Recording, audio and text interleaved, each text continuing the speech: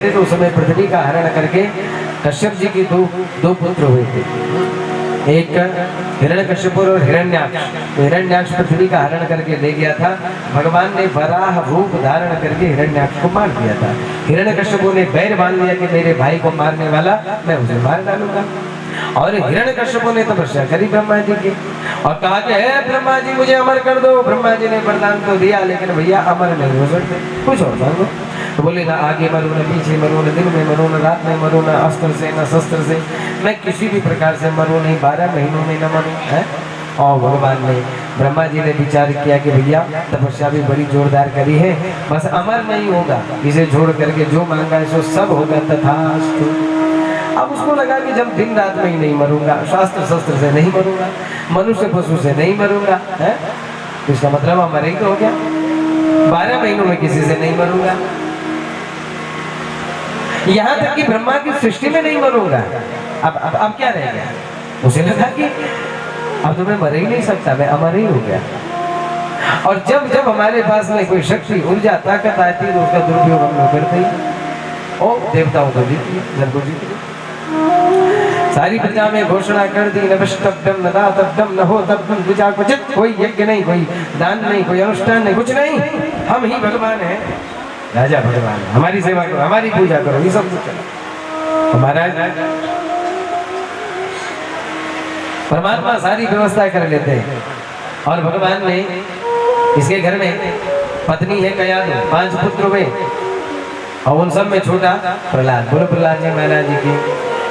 जब प्रहलाद जी गर्भ में थे ना, उसी समय हिरण्यकश्यप तपस्या करने के लिए गया और देवराज इंद्र को भ्रम हो गया था कि भैया अगर ये हिरण्यकश्यप इतना खतरनाक है तो इसका बेटा जिस दिन जन्म होगा वो कितना खतरनाक होगा। और इंद्र ने सोचा कि इसको मैं माँ के पेट में ही मार डालूंगा, कयादु के पेट में ही मार डालूंगा। और कयादु का हरण करके लेके जा रहे थे, नारद जी ने हाथ पकड़ दिया, देवराज इंद्र क्या कर रहे हो, इसके गर्भ से तो भगवान का भक्त जन्म लेने वाला है जो समस्त इस आसुरी संपदा को नष्ट करने की ताकत रखेगा। और तब छुड़ा करके कयादु को नारद जी अपने आश्रम में ले गए और वही उपदेश किया। नारद जी को गुरु प्रहलाद जी ने माँ के गर्भ में ही बना लिया था। जो जो उपदेश किया प्रहलाद जी ने माँ के पेट में ही नारद जी का वो सारा उपदेश सुन लिया। कालांतर में बच्चे का जन्म हो गया था, गुरुकुल गए, बोल भक्त वत्सल भगवान के गुरुकुल में जाकर के शिक्षा दीक्षा होने लगी। अब असुरों की जो विद्या थी वो प्रहलाद जी के पल्ले ही न पड़ी। गुरुकुल से लौटने के बाद एक दिन हिरण्यकश्यप ने कहा कि अरे बेटा स्कूल से आए हो, विद्यालय से आए, क्या सीखा? जैसे बच्चे पहले जाते माता पिता पूछते क्या पढ़ा?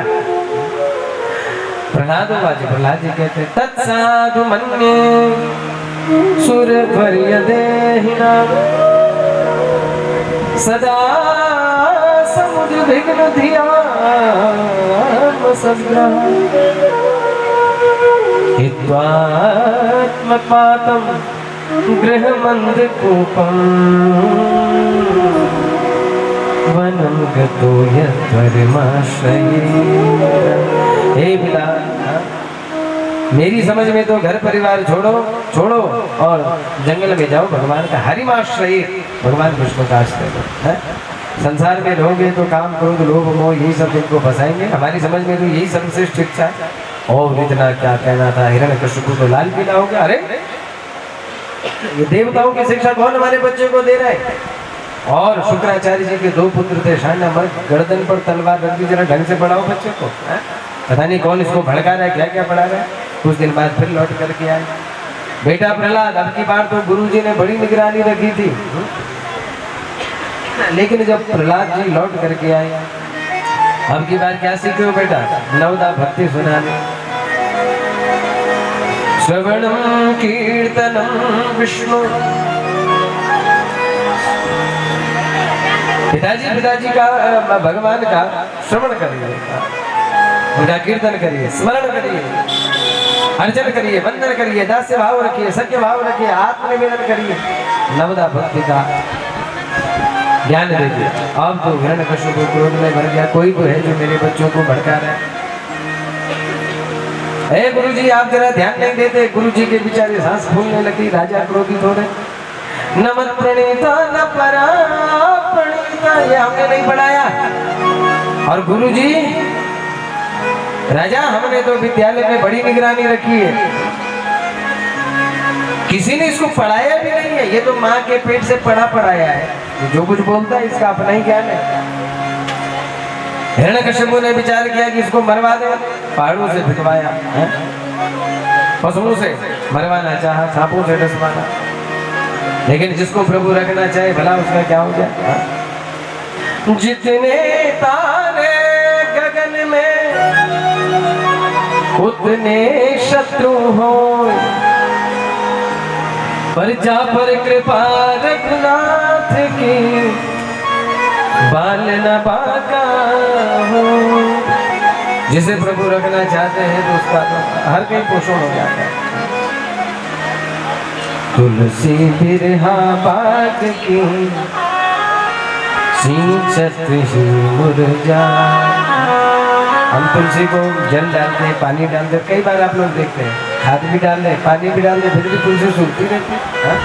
कई घरों में आप लोग देखते हैं, कई बार हो जाते हैं, सब कुछ डाल दे, खाद भी पानी भी नियमित रूप से, फिर भी सूखती जा रही है। और कई बार देखिए पर्वत पहाड़ों पर कौन उसको खाद डालने जा रहा है, कौन उसको पानी डालने गया, और क्या हरियाली छाई हुई। जिसे प्रभु जीवन देना चाहते हैं उसका रक्षण, उसका पोषण कहीं भी हो सकता है। हिरण्यकश्यपु ने कई उद्यम किया लेकिन प्रभु ने उसको रखा।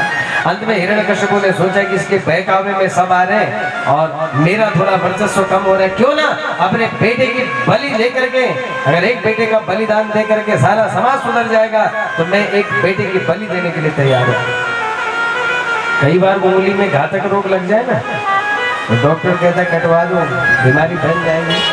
उंगली बहुत प्यारी है, हम कहते हैं डॉक्टर साहब काट, उंगली कटवा, हाथ में लग गई, डॉक्टर कहते हैं हाथ ही काट दो, हाँ महाराज काट दो, शरीर तो बच जाएगा।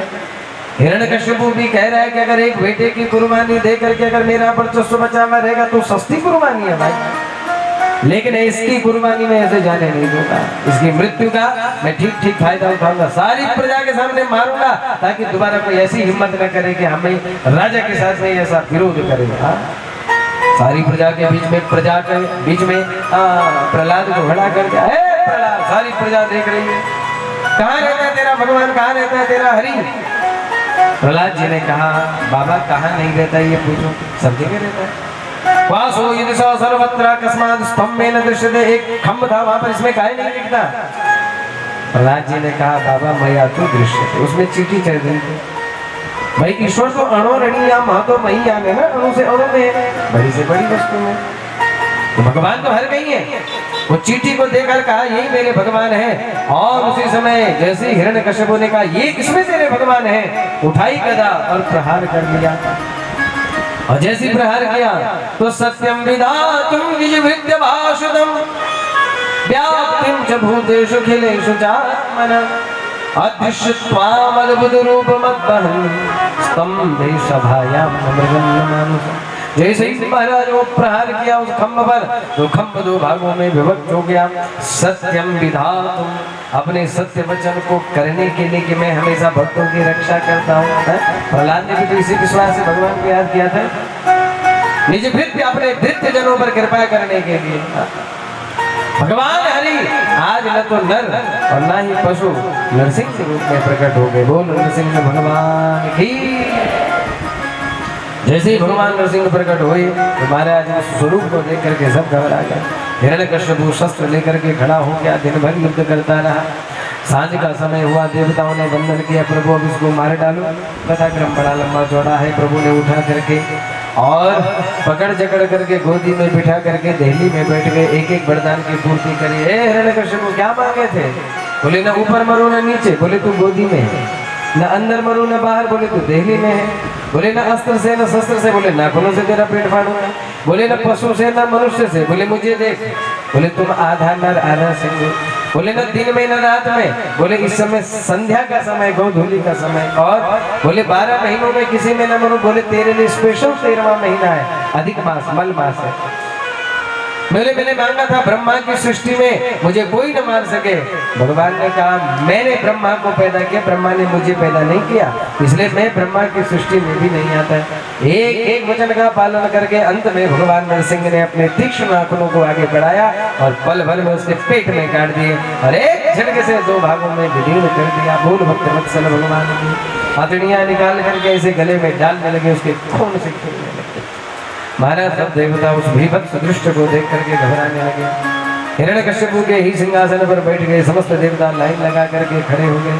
प्रभु ने रूप तो धारण कर लिया, लेकिन क्रोध ही शांत नहीं होता। भगवान शिव गए, भगवान ब्रह्मा जी गए, यहाँ तक कि लक्ष्मी जी को भेजा गया। किसी के भी माध्यम से भगवान नरसिंह का कोप ही शांत नहीं हुआ। तब प्रहलाद जी को भेजा, हे प्रहलाद तेरे लिए आए भाई, अब तू ही ठंडा कर इनका गुस्सा। तब प्रहलाद जी आते हैं, वाहम व्रजः प्रभव ईश तमोदिकेश। हे प्रभु मैं तुम्हें कैसे खुश करूं? ये देवताओं ने मुझे भेज दिया आपके पास, कह रहे हैं कि तुम वही इनका को शांत करो। ब्रह्मा जी आए तुम शांत नहीं हुए, शंकर जी आए तुम शांत नहीं हुए, यहाँ तक कि तुम्हारी पत्नी आई। पत्नी के सामने तो अच्छे खासों का गुस्सा ठंडा हो जाता है, तुम तभी ठंडे नहीं थे। क्या बात है? और मैं अगर तुम्हारा बंधन करूं भी तो कैसे करूं? मैं तो असुर कुल में जन्म लिया हूँ। बोल शंकर भगवान की कृष्ण से नहीं आला मैं असुर कुल में, मैं तुम्हारी क्या स्तुति करूं? भगवान जी के प्रहलाद जी ने कहा कि जो हाथ आपने लक्ष्मी के सिर पर नहीं रखा ना, कभी ब्रह्मा जी के सिर पर हाथ रखते नहीं देखा, तुमने इतने प्यार से मेरे सिर पर हाथ रखा, मैं तो धन्य धन्य हो गया। प्रभु पर प्रार्थना करता हूँ आप शांत हो जाइए। और इतना क्या कहा? भगवान नरसिंह ने गर्जना करी, जैसे शेर गर्जना करता है ना, और जैसे गर्जना करी भगवान की गर्जना सुन करके प्रहलाद जी हंसने लगे, ताली बजाने लगे। भगवान नरसिंह ने कहा, प्रहलाद तुझे डर नहीं लगता मुझे देख के? मेरी पत्नी डर गई, शंकर डर गए, ब्रह्मा डर गए। बोले ना मैं डरता नहीं आपसे। बोले क्यों? बोले जब जंगल का राजा शेर जंगल में गर्जना करता है तो बड़े बड़े चीता भालू सब डर करके अपनी अपनी गुफाओं में चले जाते हैं, लेकिन शेर का बच्चा थोड़ी ना डरता है, वो तो अपने पिताजी के कंधे में नाचता रहता है, उसे कोई डर नहीं लगता। मैं तुम्हारा बच्चा हूँ, मैं तुम्हें देख के क्यों डरूं? मैं तुम्हारा बच्चा हूँ। और ये भाव क्या रखा?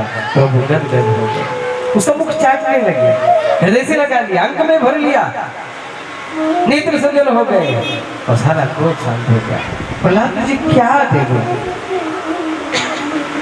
प्रहलाद जी ने कहा कि प्रभु मुझे देना, तुम्हारी गोद मिल गई अब, इससे ज्यादा और क्या है?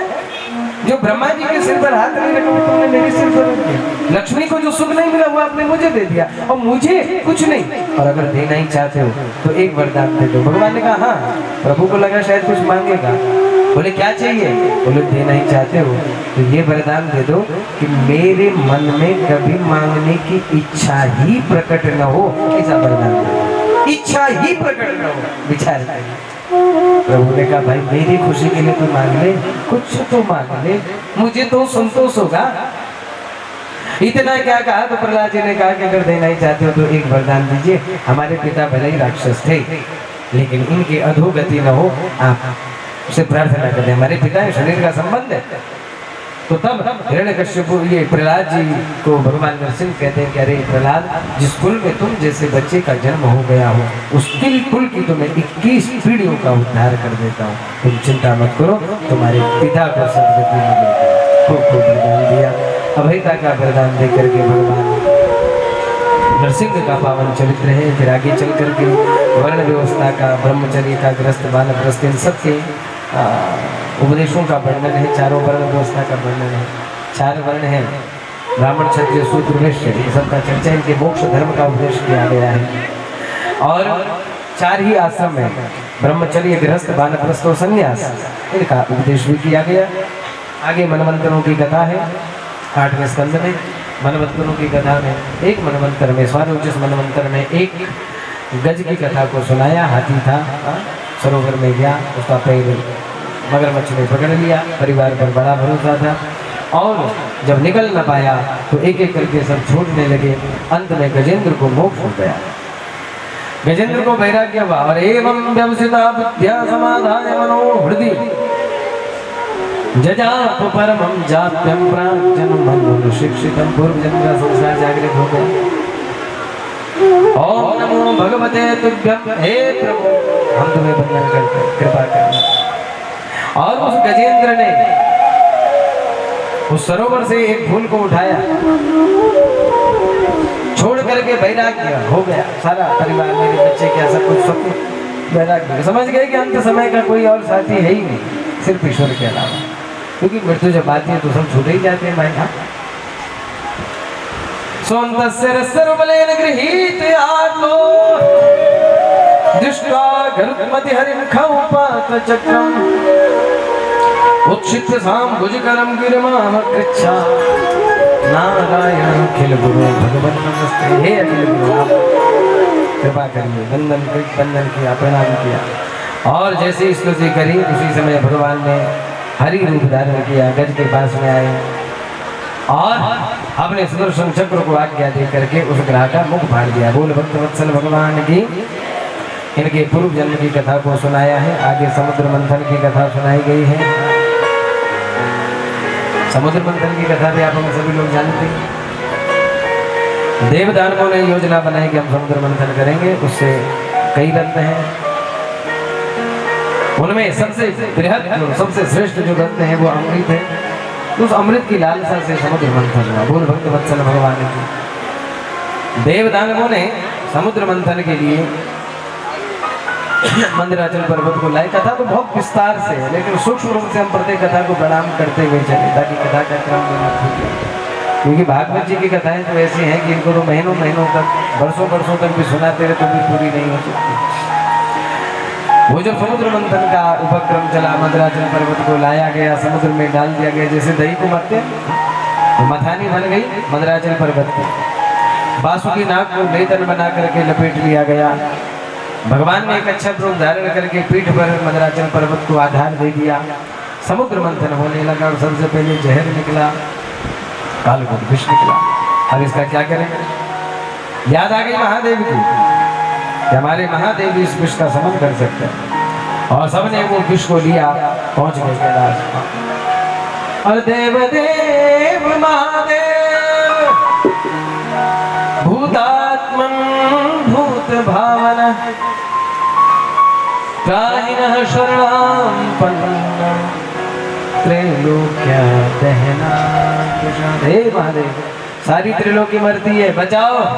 और महादेव आए और महादेव ने इति करतली कृत्वा अपना ईशानजुली कूट बनाया और राम बोल करके मुख खोला और विष को मुख में डाल दिया और माँ बोल करके मुख बंद कर दिया। राम नाम के डब्बे में ही उस राम उस विष को कंठ में धारण कर दिया।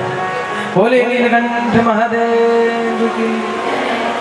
भगवान नीलकंठ आगे चल करके लक्ष्मी कौस्तुभ पारिजात सुरा धनवंतरि चंद्रमा धेनु कामदुरा सुरा स्वर्गजा रंभा देवांगना।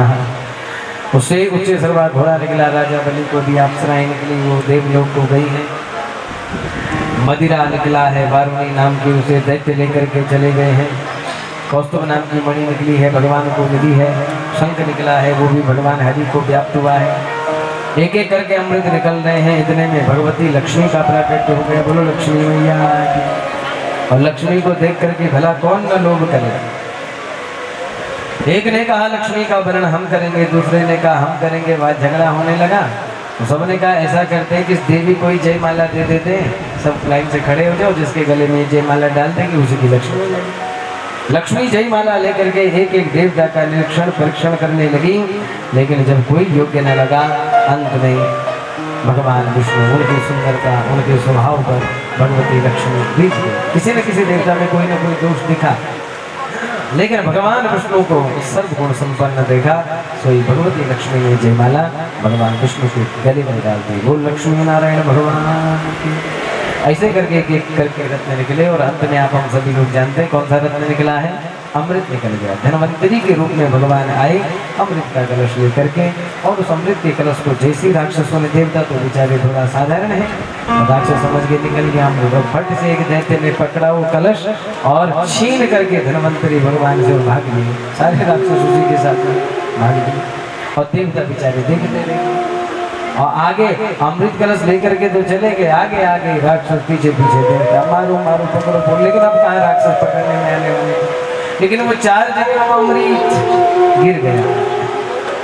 हरिद्वार, प्रयाग, नासिक, इलाहाबाद, जहाँ पर क्या लगता है कुंभ का मेला लगता है, वहाँ वो अमृत गिरा था। फिर राक्षसों को तो बांटना तो आता ही नहीं है, उनमें झगड़ा हो गया। अहम पूर्वम नत्वम नत्वम इति, प्रभु पहले मैं पीऊंगा, पहले मैं पीऊंगा, झगड़ा। और तब भगवान ने एक और रूप धारण किया। बोल मोहिनी भगवान। भगवान मोहिनी के रूप में आए। और उनके रूप लावण्य पर समस्त राक्षस मोहित हो गए। मोहिनी भगवान ने कहा, भाई कश्यप पुत्रों बड़ा झगड़ा चल रहा है। बोले देवी हमारे बीच में बांटने के लिए झगड़ा चल रहा है, तो कथाक्रम तो बड़ा है, आप हमारी मदद कर दो। भगवान ने पहले त्याग दिखाया ना, अरे कश्यप के पुत्रों तुम जानते नहीं हो, मुझ जैसी अबला पर विश्वास करो, कहीं मैं अमृत लेके भाग गई तो। अरे कश्यप नंदन जितने राक्षस खुश हो गए, भैया भला चोर पहले ही कैसे कह देगा कि हम तुम्हारे घर में चोरी करने वाले। चोर तो सच्चा बनता है, और जिसे चोरी नहीं करना है यहाँ तो उसका स्वभाव अलग ही दिख जाता है। अगर देवी को भागना होता तो पहले ही कह देगी, देवी अब तो जो होगा अमृत तुम्हें को भागना। दानवों को बिठा दिया, छलिया तो भगवान है। पीछे से देवता भी आ गए, भगवान ने इशारा किया वहीं बैठ जाओ। दानवों ने कहा इनको नहीं देना, हम ही को खिलाते। बोले ठीक है बैठो। और भगवान ने माया से राक्षसों से कहा कि भैया ये जो कलश है इसको तुमने ठीक ढंग से देखा नहीं, इसमें ऊपर पानी पानी। कई बार हम लोग देखते हैं कि किसी पात्र में ऊपर ऊपर थोड़ा सा पतला पतला रह जाता है, द्रव्य नीचे गाढ़ा गाढ़ा बैठ जाता है। तो बोले इसमें ऊपर पतला पतला नीचे गाढ़ा गाढ़ा है, लो पियो, हाथ करो ऊपर का पतला पतला। तो राक्षस ने कहा मैं पतला क्यों पीऊँ, जब मेहनत मैंने पूरी करी है तो मैं भी गाढ़ा पीऊंगा, इसको अगले को दे दो। और जैसे उसको दिया, ले भाई तू ये पतला पतला पी ले, उसने भी हाथ हटाया, मैं भी नहीं पीऊंगा। तो बोले क्या करें, गिरा दे। बोले गिराना नहीं है। तो मोहिनी भगवान ने क्या कि ये जो देवता है ना कल तुम्हें बदनाम करेंगे कि मेहनत हमने भी करी और हमें ही अमृत नहीं दिया, इसलिए इनका भी मुंह बंद हो जाएगा। ये ऊपर का पतला पतला इनको दे देते हैं, बाद में गाढ़ा हम सब मिल करके पिएंगे। भगवान की मोहिनी बातों में समस्त राक्षस आ गए। भगवान ने देवताओं को बिठा दिया, एक तरफ से वो अमृत देवताओं को देना शुरू कर दिया। भगवान राक्षसों की तरफ मुस्कुराने देवताओं को अमृत पिला रहे हैं। और इतने में एक बरभानु नाम का दैत्य था, उसने सोचा कि चाहे पतलाई से कम पता तो लगे कि टेस्ट कैसा होता है अमृत का। और उसने भी देवताओं का स्वरूप बनाया और देवताओं की पंक्ति में सूर्य चंद्रमा के बीच में बैठ गया। और भगवान की नजर तो वहाँ है, वो यहाँ बैठ गया सूर्य चंद्रमा के बीच में। और भगवान ऐसे ऐसे पिला रहे, दानवों की तरफ राक्षसों की तरफ मुस्कुरा रहे, वो तो बेचारे उसका रूप ही देख करके मदमस्त हो ही जा रहे। और इधर बरभानु के हाथ में भी भगवान ने वो अमृत डाल दिया, उसने भी एक सेकंड नहीं लगा, सट से पी गया। और इतने में सूर्य ने कह दिया प्रभु ये हमारे बीच का नहीं कोई और है। और बस इतना क्या था, भगवान ने तुरंत उसी समय सुदर्शन चक्र को आज्ञा दी, एक पल में उसका सिर काट दिया। अमृत पी लिया था, सिर का भाग राहु बन गया, धड़ का भाग केतु बन गया। अब राक्षसों को पता लग गया, भगवान ने फट से अमृत जितना था बांट दिया। और उसके बाद देवासुर संग्राम हुआ, देवताओं ने अमृत पी लिया था, इसलिए देवता विजय हुए और असुर समस्त मर गए। उसके बाद शुक्राचार्य जी ने मृत संजीवनी के माध्यम से समस्त राक्षसों को दोबारा जीवित किया और उनका अधिपति बनाया बलि। और इतना ताकतवर बनाया कि बलि ने सब कुछ सारी त्रिलोकी को जीत लिया। बोल भक्तवत्सल भगवान की। और इसके बाद अब सारे देवता इधर उधर भटकने लगे, क्या करें। तब शुक्राचार्य जी ने कहा कि राजा बलि अगर तुम अपनी संपदा को बना करके रखना चाहते हो तो यज्ञ और संत ब्राह्मणों का आशीर्वाद हमेशा बना करके रखो। तो राजा बलि ने यज्ञ किए और तब कश्यप और अदिति के यहाँ भगवान का एक और रूप प्रकट होता है। बोलिए वामन भगवान की। और वामन भगवान वामन अंगुल के बन करके राजा बलि के यहाँ जाते हैं। पदानी कृणि देते इंद्र से पिताया सूर्य, मुझे 3 पग भूमि दीजिए। राजा बलि स्वागत करता है। अरे ब्राह्मण गाम कांचन गुणवद धाम में यम तथा विप्र कन्या, गाय चाहिए, सोना चाहिए, जो चाहिए। ब्राह्मण तो सच में छोटी सोच का भी है, तो तुझे ये नहीं मालूम सारी त्रिलोकी का स्वामी इस समय हम है, तो 3 पन भूमि मांगता है, कुछ और मांग। बोले ना मुझे इसी में संतोष है। संतोषी ब्राह्मण नहीं को रहने तो नहीं देना। तो बोले ठीक है ना आप लोग। बोले नहीं संकल्प करो। और जब संकल्प की बात आई तो राजा बलि ने हाथ में जल लिया और जैसे जल लेने लगा उसी समय शुक्राचार्य जी ने रोका, अरे राजा बलि जानते हो ये कौन है जो तुम्हें छलने के लिए आया है। राजा बलि ने कहा कौन है। ऐसा वैरोचने साक्षात भगवान विष्णु रभ्य, ये तुम्हारा दुश्मन है, विष्णु है, सब लूटपाट कर देगा। 2 ही कदम में तीसरा पग देने की जमीन नहीं रहेगी। राजा बलि ने कहा मैंने तो माना कर दिया, वचन दे दिया ब्राह्मण को। अरे बोले ऐसे वचन का क्या करना, मना कर दे देने से। बोले नहीं गुरु जी मैं वचन का पालन करूंगा, मैं दूंगा। और गुरु का भी अपमान कर दिया, त्याग दिया। और जलपात्र के अंदर के भागवत जी का प्रसंग तो नहीं है, लेकिन पुराण अंतर्गत कथा आती है, जब पानी नहीं निकलेगा तो संकल्प नहीं होगा, संकल्प नहीं होगा तो मेरा जजमान बच जाएगा, मेरा चेला बच जाएगा। और तब भगवान ने कुशा से उसमें छेद किया तो शुक्राचार्य जी की एक आंखें फूट गई, तब पानी निकला और तब जल से संकल्प हुआ और तब जाकर के 3 पग भूमि दिया। अब भगवान ने विराट रूप धारण कर लिया। एक पैर नीचे की तरफ बढ़ाया, अतल वितल सुतल अतल अतल रसातल महातल पातल में भगवान का पैर पहुंच गया। दूसरा पैर ऊपर भू भुआ स्वहजन तप महर सत्यलोक, और इस अंडकटा ब्रह्मांड का छेद कर दिया भगवान के पैर से। ब्रह्मलोक में भगवान का पैर का अंगूठा पहुंच गया। ब्रह्मा जी ने पहचान लिया, हो ये तो हमारे हरि के चरण है। अपने कमंडलों से इसे जल धोया और वो जल अपने कमंडलों में रख दिया। उस जल का नाम हो गया ब्रह्म कमंडलू। क्या नाम हुआ? ब्रह्म कमंडलू। नीचे महादेव थे कैलाश में, महादेव ने कहा थोड़ा नीचे गिराओ, तो जैसे ही ऊपर से ब्रह्मा जी ने डाला तो महादेव ने जटाओं में समाया। उस जल का नाम हो गया जटा शंकरी। और फिर सूर्य वंश में राजा सगर के 60,000 पुत्र हुए जो कपिल मुनि के शाप से शापित हो गए थे। तो उसके बाद इन्हीं के वंश में कई राजाओं ने तप किया और अंत में भगीरथ की तपस्या करने पर भगवान शिव ने अपनी जटाओं से भगवती गंगा को प्रकट किया और आज भी वो गंगा हम सबको पवित्र कर रही है। बोल गंगा मैया की। इस प्रकार से भगवती गंगा का भी प्राकट्य हुआ भगवान विष्णु के चरणों से। 2 पैरों में 2 कदमों में सब कुछ नाप लिया। आप तीसरा पैर का गरुड़ से कहा भगवान है गरुड़ बात करो, इसको झूठा है, वादा पूरा नहीं करता। राजा बलि ने कहा कि प्रभु अब तीसरा पैर मेरे सिर पर रखो, मुझे भी स्वीकार कर, मैं तो छूट ही गया, मेरी संपत्ति तो तुम्हें सब कुछ नाप ली, मैं तो रह गया ना भी। तो तीसरा पैर रखने के लिए मैं हूँ। और महाराज भगवान इतने प्रसन्न हो गए। इसीलिए हमारे यहाँ बलिदान का विधान है, ये न बद्धो बलि राजा, और सबसे बड़ा दान बलिदान माना जाता है। अपना ही दान कर देना। आपसे कहा सबके देह परम प्रिय, स्वामी हमको सबसे प्रिय अपना देह लगता है। इसीलिए हमारे शास्त्रों में एक बात कही गई है कि देश की सीमा की सुरक्षा करते हुए जब कोई नौजवान अपनी देह को त्याग देता है तो वो सीधा स्वर्ग का अधिकारी, वैकुंठ का अधिकारी बने, उसका सीधा मोक्ष हो जाता है। क्यों हो जाता है? क्योंकि वो सबसे बड़ा दान अपनी भूमि के लिए कर देता है। सबसे बड़ा दान है बलिदान, आत्मदान, आत्मसमर्पण। और यह बलि से ये प्रथा चली, इसीलिए उसको बलिदान कहते हैं। अमर बलिदानी कहते हैं ना, वो फौजों के लिए, सैनिकों के लिए जो देह को इस भूमि के लिए न्यौछावर कर देते हैं। राजा बलि ने अपने आप को कहा कि मैं अब आपका हो गया, अब मैं रहा ही नहीं, अब मैं तुझे समर्पित हूँ, अब मुझे स्वीकार करो। और भगवान ने तीसरा पैर राजा बलि के सिर पर रखा, सुतल्लो का राजा बना दिया। बोल बलि क्या चाहता है? मैं खुश हो गया, प्रसन्न हो गया। बोले अगर खुश हो गए तो मेरी एक इच्छा है कि आपने मुझे सुतल लोक दे दिया, लेकिन तुम्हारा मन मुझे भाग गया, तुम्हारा ये देह मुझे भाग गया, तुम्हारी सुंदरता भाग गई है। मेरी इच्छा है कि जब भी मैं अपने भवन में अंदर बाहर जाऊं, मैं अंदर जाते समय बाहर आते समय मैं तुम्हारा चेहरा देखूं। भगवान मुस्कुरा करके कहने लगे इसका मतलब है कि तू मुझे अपना द्वारपाल बनाना चाहता है, गेट कीपर बनाना है। भाई दरवाजे पर जो गेट कीपर होता है उसी के अंदर जाते समय बाहर आते समय दर्शन होते हैं। राजा बलि ने कहा प्रभु जो समझो, लेकिन मैं देखना चाहता हूँ। भगवान ने कहा स्वीकार है, हम तुम्हारे द्वारपाल बनेंगे। और भगवान सुंदर लोग में द्वारपाल वहीं से बलि के साथ में आ गए। और यहाँ लक्ष्मी परेशान, हमारे स्वामी जी कितने चले गए, कहाँ चले गए? एक दिन नारद जी आए, नारद जी ने लक्ष्मी जी को उदास देखा। लक्ष्मी जी ने कहा कि नारद तुमने नारायण को देखा? काफी समय से आए ही। नारद जी ने कहा उनकी तो नौकरी लग गई, वो तो ड्यूटी कर रहे। बोले कहाँ?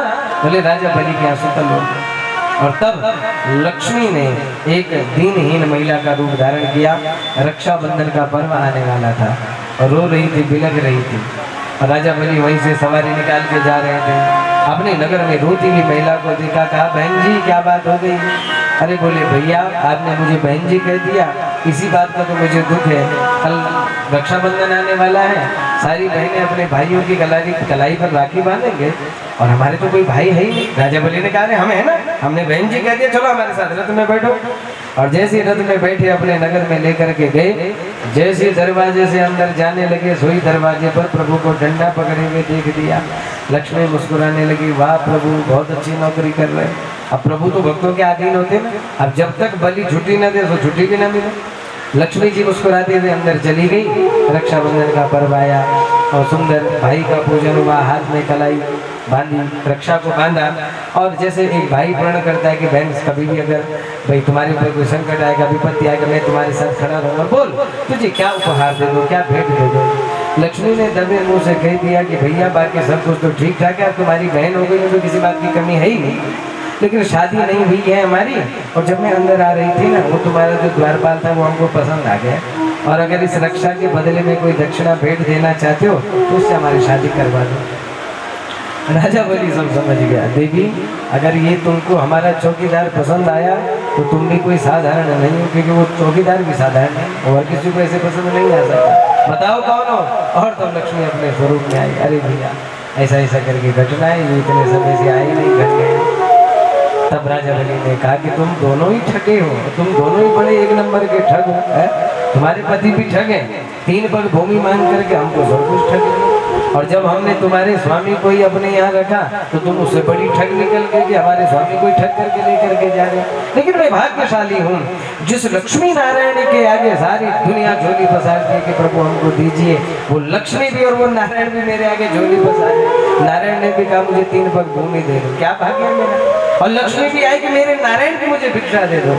राजा बलि ने सौभाग्य समझा और दोनों को एक साथ में वहां से विदा किया। बोल भगवान की सारी चर्चा है। फिर इसके बाद नवम स्कंद की चर्चा। नवम स्कंद में सूर्य वंश और चंद्र वंश की वर्णन है, और इसमें तो साक्षात सूर्य भगवान कहते हैं कि 100 वर्ष तो सूर्य वंश को गिनने में लग जाएंगे, बड़ा मुश्किल है, लेकिन कथा बहुत विस्तार से बस हम प्रणाम करेंगे। सूर्य वंश में राम जी आए हैं और चंद्र वंश में श्याम जी आए हैं। भगवान नारायण के ब्रह्मा, ब्रह्मा के मरीचि के कश्यप, और कश्यप के विवस्वान सूर्य हुए, जिनसे सूर्य वंश चला। इसमें कई प्रतापी राजा हुए। इन्हीं में आपने इन कई प्रतापी राजाओं की कथाओं को सुना होगा, लेकिन खट्वांगो दीर्घबाहुश्चैनकुस्तस्मात् पृथुसर्वा अजस्ततो महाराज तस्मात् दशरथो भवत्। आप हम सभी लोग बस अब कृष्ण जन्मोत्सव मनाएंगे, बाकी कथा तो कल ही सुनाएंगे, क्योंकि अब आप सभी लोग दूर दूर से आए हुए हैं, सभी लोगों को समय पर अपने घर तक भी पहुंचना है। परशुराम जी को प्रणाम करेंगे। इसमें 2 चरित्र हैं। सूर्य वंश में भगवान राम आए, खट्वांगो दीर्घबाहुश्च रघुस्तस्मात् पृथुसर्वा।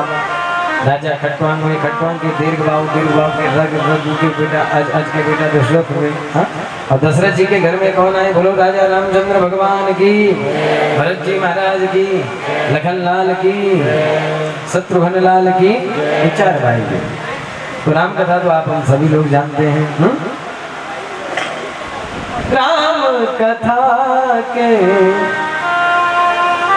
सब अधिकारी, ओ बालक वृद्ध युवा नर नारी। बालक क्या, वृद्ध क्या, युवा क्या, नर क्या, नारी क्या, सबको राम कथा को सुनना चाहिए, रामचरित्र को धारण करना चाहिए, और राम कथा से सीख लेकर के अपने जीवन को धन्य करना चाहिए। बोलो राजा रामचंद्र भगवान की। अब राम कथा तो बड़ी विस्तार से भी है, आप हम सभी लोग जानते हैं, और रामचरित्र में हमारे रामायण भी आप हम सभी लोग करीब करीब जानते हैं। रामलीलाएं हम लोगों ने देखी हुई, तो राम जी का तो सारा चरित्र करीब करीब जानते हैं। बस थोड़ा राम तत्व तो समझ जाए। राम मूल तत्व है, लेकिन उसको प्राप्त करने के लिए 4 सीढ़ियाँ हैं। सबसे पहली सीढ़ी, सबसे छोटे भाई कौन है, शत्रुघ्न। अगर राम तत्व को प्राप्त करना चाहते हो तो सबसे पहले शत्रुघ्न का ध्यान करो।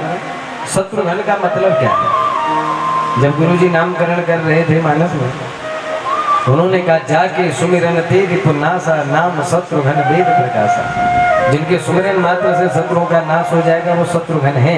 लेकिन शत्रुघ्न ने तो एक भी राक्षस को नहीं मारा। हाँ, तो फिर कौन से शत्रुओं को मारा, तो बोले जब हम मन में शत्रुघ्न का ध्यान करते हैं तो हमारे हृदय में काम, क्रोध, लोभ, मोह, मद, मात्सर्य जितने शत्रु हैं उन सब का मर्दन हो जाता है। हाँ? इनकी पत्नी का नाम है श्रुत कीर्ति। क्या नाम है, श्रुत कीर्ति। जब भगवान की कीर्ति को सुनेंगे, चरित्रों को सुनेंगे, तो उसी से काम, क्रोध आदि दोषों की निवृत्ति होगी। एक सीढ़ी चढ़ गए शत्रुघ्न की, तो तीसरे नंबर के भाई कौन है, लक्ष्मण। सबसे बड़े राम है, फिर भरत है, फिर लक्ष्मण है, फिर शत्रुघ्न।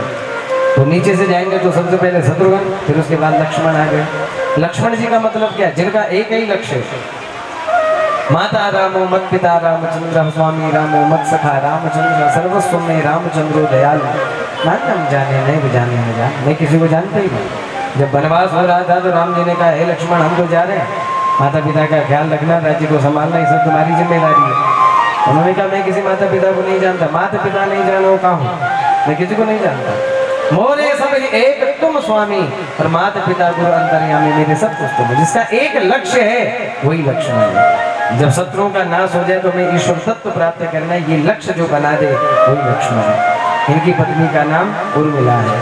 उर्मिला भक्ति को प्रकट करने वाली है। फिर तीसरे नंबर की सीढ़ी पर चढ़ो, उनका नाम है भरत जी महाराज। तो भरत भक्ति से भर देते हैं। उनकी पत्नी मांडवी है, तो मांडवी उस भक्ति को फलीभूत कर देते हैं। जब ये 3 सीढ़ियां आप एक एक करके चढ़ जाती हैं तो अंत में राम और सीता यानी पूर्ण ब्रह्म की आपको प्राप्ति हो जाती है। बोल राजा रामचंद्र भगवान की। इन चारों भाइयों का इसी विधि में श्रवण कीर्तन करना चाहिए, ये सब वर्णन है। अब आप हम सीधा चले और भगवान कृष्ण का प्राकृतिक उत्सव मनाए। चंद्रवंश में भगवान कृष्ण आए। अब इनके राजाओं की अगर चर्चा करें तो फिर तो महाराज कई दिन तो इस चंद्रवंश की चर्चा करते हुए लग जाए। भगवान नारायण वे, नारायण के ब्रह्मा हुए, ब्रह्मा के कश्यप हुए, और मरीचि हुए, मरीचि के अत्रि हुए, और अत्रि के चंद्रमा हुए। और चंद्रमा से क्या चला? चंद्रवंश। जिस चंद्रवंश में भगवान कृष्ण, इसी से कुरुवंश निकला। कुरुवंश निकला जो पांडव कौरव ये सब निकले, यदुवंश भी इसी से निकला। और सुखदेव भगवान कह रहे हैं कि हे राजा परीक्षित, इसी वंश में तुम्हारा भी जन्म हुआ है। बोले हम भगवान कृष्ण के जन्म के उत्सव की कथा को सुनना चाहते हैं। अजमेर, देवमेर, सूरसेन इत्यादि के राजाओं की कथा को सुनाया है। जो सूरसेन नाम के राजा थे, इनकी 19 पुत्र हुए, 5 कन्याएं भी। 19 पुत्रों में एक वसुदेव भी थे। 5 कन्याओं में एक प्रथा थी जो उन्होंने अपनी बहन को ब्याह दी थी। भगवान से संबंध बता रहे, तुम्हारा क्या संबंध है? अपने मित्र को दी और उन्हीं के यहाँ फिर कुंती का जन्म, और उसी कुंती के तुम पौत्र हो, यानी भगवान की बुआ के तुम पोते हो गए हो। इस नाते तुम्हारा भी भगवान कृष्ण से संबंध है। तो बोले हम सुनना चाहते थे। मथुरा की चर्चा करी। मथुरा का राजा उग्रसेन थे। उग्रसेन का पुत्र कंस है। कंस अधर्मी है, अत्याचारी है। जब जब अधर्म बढ़ता है, पाप बढ़ता है, तो भैया सब लोग उससे खिन्न हो ही जाते हैं। पाप बढ़ने पर सारी प्रजा परेशान होने लगी। इसने अपने पिता को गद्दी से हटा करके खुद गद्दी पर बैठ गया। ये सारी कुछ चर्चा हुई। अब इसने देखा कि हमारी छवि कुछ खराब हो रही है, तो इसने क्या किया, एक दिन अपनी बहन के विवाह का एक ढोंग रचा। बोल शंकर भगवान की, कृष्ण कन्हैया लाल की, श्रीमद् भागवत महापुराण की। महाराज इन्होंने अपने चाचा देवक की बेटी देवकी का रिश्ता कर दिया वसुदेव जी से पक्का। वसुदेव जी की 6 विवाह पहले से ही थे। और भी रोड कितने विवाह हैं वसुदेव जी के? बोलो भागवत भगवान की। और सब 2 मिनट में हम लोग कृष्ण जन्मोत्सव मना रहे हैं। वसुदेव जी की कितनी पत्नी है? 7। पौरवी, रोहिणी, भद्रा, मदिरा, रोचना, इला। देव की प्रमुखा आसन पत्नियां आनक दुंदुभी। वसुदेव जी की 7 पत्नियों में जो सबसे छोटी है उनका नाम है जशोदा, ये देवकी। तो वो जो देवकी है वो भगवान कृष्ण की माता जी हैं और कंस की चचेरी बहन है। 6 विवाह वसुदेव जी के पहले थे। इसने चाचा की बहन का विवाह का ढोंग कर दिया सारी प्रजा में। हम अपनी बहन का विवाह करें। सारी प्रजा को लगा कि हम जिसको राजा को खराब मानते थे, बेकार समझते थे, तो बड़ा धर्मात्मा अपने चाचा की बेटी की शादी को कर रहा है। और ऐसी शादी करी महाराज, जिसने पैरों में चप्पल तक नहीं पहनी। सारी प्रजा को, सारी नगरी को दुल्हन की तरह सजा दिया। वसुदेव जी बारात लेकर के आए और खुद बारात को विदा करने के लिए जाने लगा। खुद रथ पर बैठ गया, रथ को हाँकने लगा। सारी प्रजा महाराज विचार करने लगी कि जिस कंस को हम बेकार समझते थे, ये तो बड़ा धर्मात्मा निकला। और सारी प्रजा की हवा बदलने लगी। उसी समय आकाशवाणी हुई, हे कंस, तू जिस बहन को विदा करने के लिए जा रहा है, इसी का 8वां गर्भ तुम्हारा काल होगा। बोल कृष्ण कन्हैया लाल।